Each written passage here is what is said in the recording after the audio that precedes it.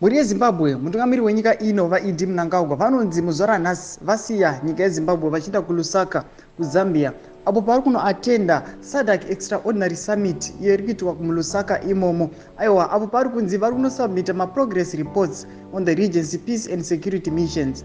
Muri yeZimbabwe, sara kuenda munyaya izvi zere ndokurudzira bva wasubscribe, wolaika, wotina on the bell icon. Torambochora maupdates andokupa pano paZim News Live. Nokuti Nick Mangwana anouya paexendo pake onyora achiti President Idi Mnangagwa has left the country for Lusaka, Zambia to attend an extraordinary summit of the SADC Double Troika, SADC Organ Troika and SADC Troika.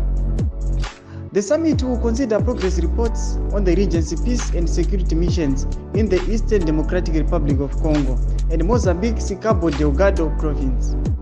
The SADC Organ Troika is made up of Zambia as the chair, Tanzania as the incoming chair, and Namibia as the outgoing chair. The SADC Troika comprises of Angola as the chair of SADC, Zimbabwe as the incoming chair, and the DRC as the outgoing chair.